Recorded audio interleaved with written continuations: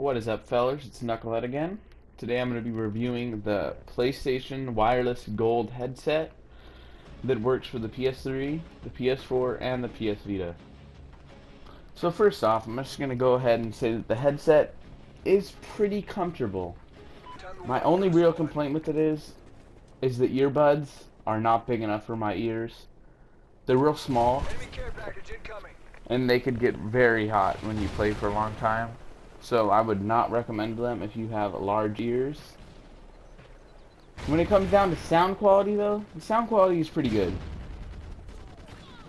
There's definitely better headsets with better sound quality out there, but for $100, you just can't get any better ones, for the PS4 at least.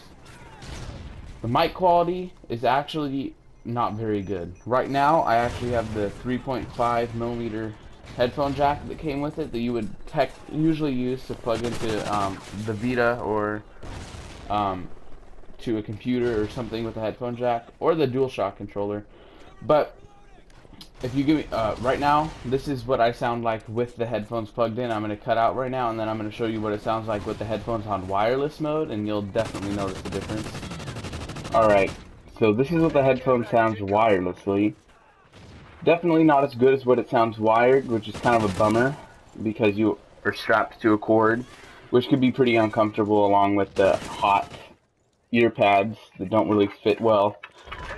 So that's that. When it comes to battery life though, the battery life is actually really good. I haven't had any problems with the battery life. I usually average about 10 hours before I have to charge, which isn't the best, but it's pretty good. And the one thing that I do like about it is that if you have a long enough micro USB cord, you could just plug it right into a USB charger and charge it while you still use the headset. So that's really cool. Another thing I liked about it, which a lot of people probably won't, is that to be able to sync it up to the PlayStation 3 or the PS4, you have to use the USB dongle, which is kind of a bummer because it takes up a USB port slot on the PS4, which is a little bit of a hassle. But other than that, I actually like it because it makes setting it up a lot easier.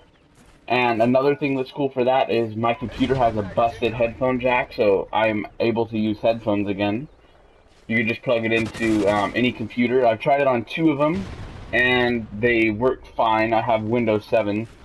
According to the instruction manual that came with the headset, it should work on all up to Windows 7. It didn't say if it worked on Windows 8. I haven't had a chance to try it, but it should work on Mac and Windows computers. So that's cool, and I'm gonna go ahead and switch back to the wired mode because you guys are probably getting tired of me sounding like I'm talking through a tin can. Alright, so on to another thing that I really did like about the headset. It made me feel like I made a valuable purchase, was the packaging. It's probably a weird thing to like the packaging so much, but it was just so well put together, and you got a lot of extra goodies in the box itself. For example, I got, it came with a draw bag. I don't really know how you would describe it. Something that you would put in a camera, a little silk type bag. And it has the PlayStation logo on it, which I thought was really cool. It's very easy to hook up with just about everything thanks to the USB dongle. Another really cool thing about the headset is that they have the companion app on the PS4, which allows you to change the sound profiles. They even have custom ones for PlayStation games that were made specifically for games like Infamous Second Son. I don't believe Killzone has one, but they do have ones for shooters, fighting games, horror games, all kinds of different genres of games that have custom sound profiles. I was really excited at first to try this out when I first heard that the headset was going to have it. But after I really looked into it, it wasn't really anything too special. So if that's the only thing that's making you want to buy this headset, I would definitely recommend against getting it. One thing though that I did actually like about the headset was the placement of the buttons. The headset itself has a mute button. It has a button that lets you enable or disable virtual surround sound, which made a pretty big difference actually. It also has a volume button that will let you adjust all the volume.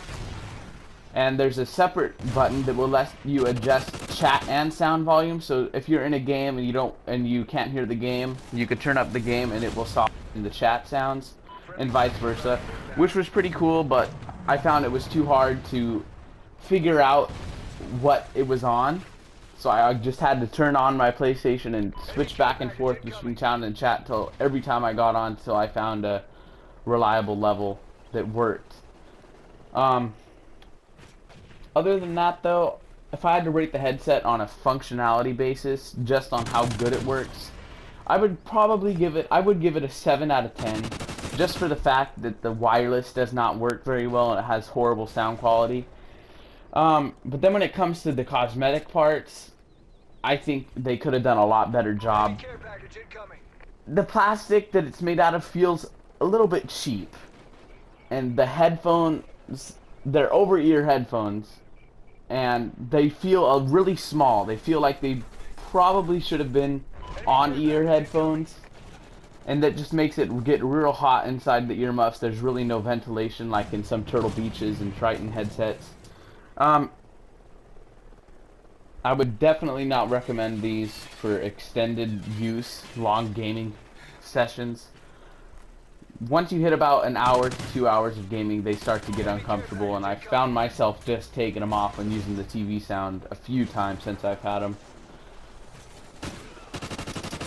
Alright, so pretty much I'm just going to go ahead and say this headset is an alright budget headset. But if you're really looking for that great sound quality, you might want to look elsewhere into some Turtle Beaches or some Tritons. Maybe even Astros.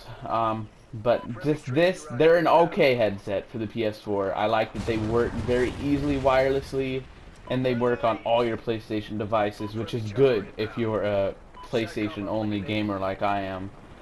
But, you know, other than that, there's really nothing good about them. So, hopefully this review helped you guys out. If it did, subscribe, leave a comment, tell me what you guys could do better. Thank you. Have a nice day.